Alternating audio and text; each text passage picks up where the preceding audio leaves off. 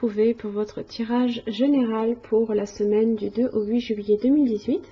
Donc c'est un tirage général, donc s'il ne vous correspond pas, je vous invite tout simplement à aller vérifier votre signe ascendant, lunaire et en Vénus. Vous trouverez les liens qui vous permettront de les calculer directement sur mon site internet, ainsi que tous les renseignements nécessaires pour un tirage plus personnalisé. Cette semaine, je suis en vacances, toutefois je vais tâcher de vous transmettre tous les tirages généraux et sentimentaux pour le mois de juillet. Je ne pourrai pas par contre traiter les tirages personnalisés, je ne pourrai le faire qu'à partir du 9. Si vous souhaitez commander entre temps, bien entendu, et rien ne vous en empêche, mais ça ne sera pas traité avant le 9 juillet.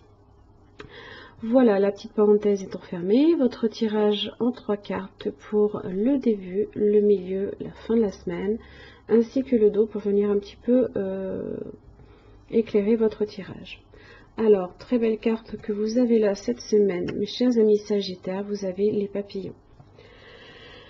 Alors, comme beaucoup d'autres signes avant vous, vous avez la famille de la transformation. Donc là, on est non plus sur un besoin de réévaluer peut-être ses valeurs, de prendre du recul. Là, ici, il va falloir poser des actes pour changer quelque chose. Aussi bien changer quelque chose à l'extérieur de vous, ça peut être changer de travail, changer de relation sentimentale, ça peut être sous la forme d'une rupture, ou ça peut être tout simplement déménager, ça peut être ce genre de choses, parce qu'un espace ne vous convient plus du tout. Voilà, ça peut être tout ce genre de choses extérieures à vous. Si c'est intérieur, ça peut être sous forme de prise de conscience aussi. Le papillon, lui, représente la transformation, la métamorphose, le changement, le déménagement, justement. L'enfance, l'image, la beauté, la fragilité, la couleur, la résurrection, l'âme, l'immortalité, l'amour et la légèreté. Alors, dans son aspect droit, il vous interroge sur la transformation, le changement et la mutation. Il peut venir vous prévenir d'une nouvelle qui va modifier votre existence. Il peut vous préparer au changement, vous accompagner dans une période où votre corps ressent la pulsion de la métamorphose. Il vous accompagne alors, il sait combien de temps il est nécessaire de s'isoler dans sa chrysalide. Il vous aide à vous isoler, à créer le contexte favorable à l'hibernation et à la rencontre avec votre nature secrète avant de révéler celle-ci. On ne partage pas ce que l'on a rencontré soi-même. C'est là le secret de la transformation. Il vous encourage à la patience, au changement de façon à ne pas brûler les étapes de la métamorphose. Il est là aussi pour vous aider le moment venu à sortir de votre chrysalide pour déployer vos ailes et partager votre beauté avec le monde. Très belle énergie. Très très belle énergie. Alors, début de la semaine, vous avez le 9 de coupe ainsi que le 7 de coupe. Alors là, on est sur un vœu du cœur. Alors, ça dépend lequel vous faites, bien évidemment, parce que vous avez plusieurs possibilités avec le 7 de coupe. Vous en avez une petite flopée, à vous de savoir en fait quelle est la coupe qui vous intéresse le plus. Est-ce que c'est la coupe des sentiments? Est-ce que c'est la coupe du travail? Est-ce que c'est la coupe des amis? Est-ce que c'est la coupe des finances? Voilà, ça peut prendre un peu, venir un petit peu détailler tous ces domaines-là différemment. Et là, avec le 9 de coupe, ça s'annonce plutôt bien. Ça veut tout simplement dire qu'ici, votre vœu commence à se concrétiser. Il se réalise. Et c'est ce que vous dit aussi le page de Pentacle. Il vous dit là ici que justement, vous récoltez là le fruit de vos efforts. Vous récoltez le fruit de vos efforts. C'est des bonnes nouvelles là, que vous recevez. Alors que vous recevez, ou alors qui se concrétisent tout simplement. Mais là, on est sur un vœu du cœur. Donc à vous de savoir effectivement quel vœu vous souhaitez voir se réaliser là ici.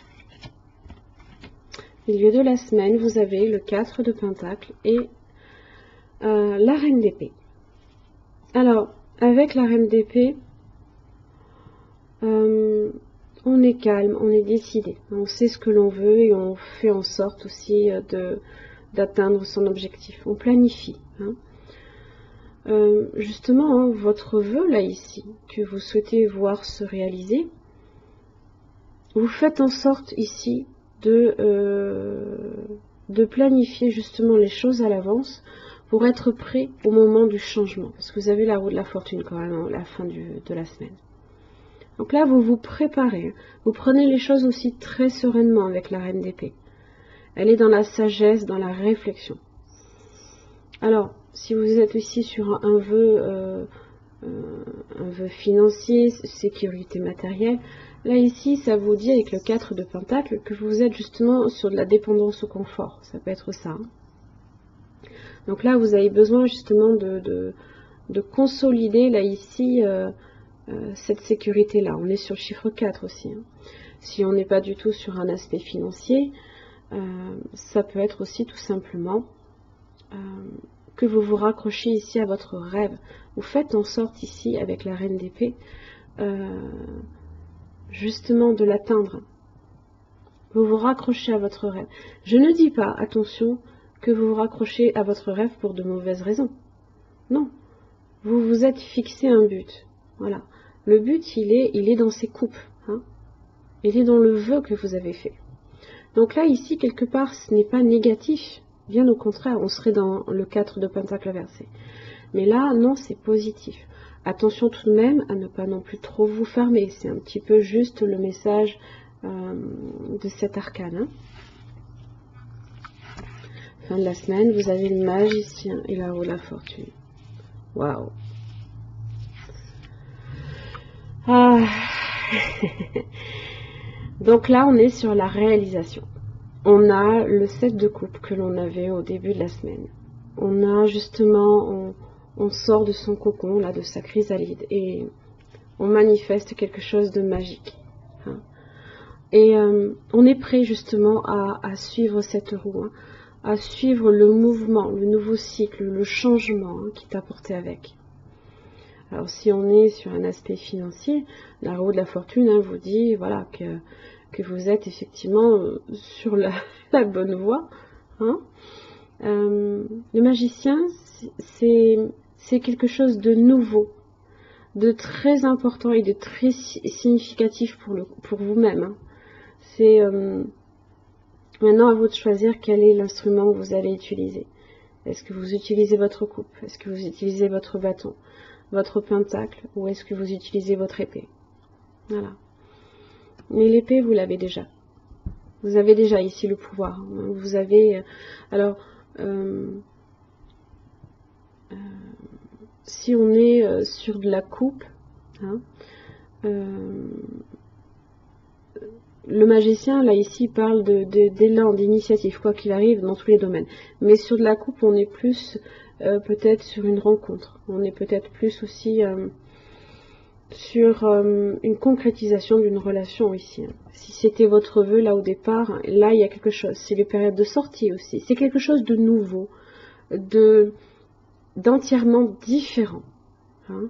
On n'est pas sur jugement, ou par exemple, ça peut être la carte de la deuxième chance, mais on est ici sur quelque chose de nouveau. Si on est sur une relation amoureuse, elle peut être karmique aussi, avec la roue de la fortune. Voilà, on peut être destiné un petit peu l'un à l'autre aussi. Voilà. En tout cas, là, ici, vous recevez des bonnes nouvelles qui vous indiquent que justement, les efforts que vous avez fournis, hein, ce vœu que vous avez visé là et que vous décidez là ici atteindre, vous avez de bons résultats en tout cas. Les résultats sont probants. À vous de me dire quel est le vœu que vous faites. Abondance en éclosion. Vous voyez? On est aussi sur de la transformation, hein, puisque éclosion, hein, ça parle justement, c'est un petit peu aussi l'idée du papillon hein, qui sort de sa chrysalide. Alors, Donc cette carte illustre un magnifique jardin doré au printemps, avec des pièces de monnaie et des fleurs qui poussent un peu partout. Elles pendent même de l'arbre comme des fruits. À l'endroit, cette carte indique une augmentation de la richesse, sans doute de manière grandiose et inattendue. Soyez conscient que vous semez les graines de votre propre richesse et prospérité, tout comme un jardinier travaille la terre et voit ses semences pousser. Cette carte indique que l'univers vous bénit et aide les fruits de votre labeur à s'épanouir. Alors sentez les fleurs et prenez soin de la nouvelle récolte, soyez reconnaissants et profitez-en. Donc on peut être effectivement sur un domaine financier. Petite parenthèse, là ici en début de semaine, on est beaucoup sur de la coupe. Hein. On est sur quelque chose qui n'est pas encore dans le concret. Et là, on est plus dans le concret avec le page de Pentacle. Là, on concrétise. Hein. Donc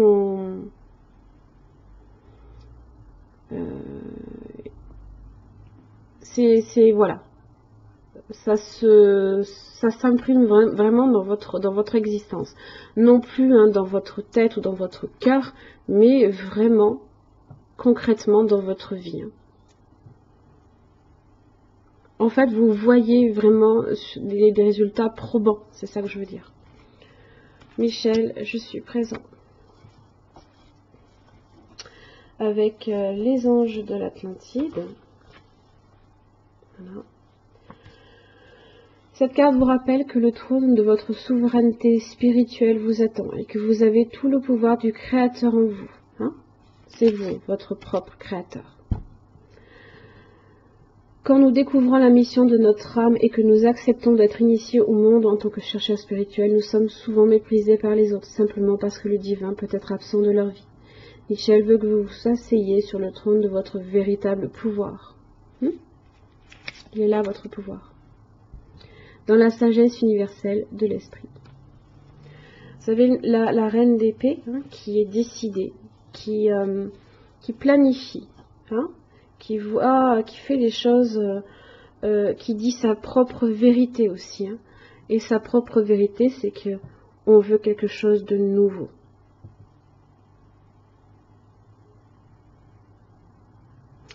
Voilà mes chers amis Sagittaires, j'espère que ce tirage vous aura aidé. En tous les cas, je vous remercie, puis je vous souhaite une belle semaine et à la semaine prochaine. Merci.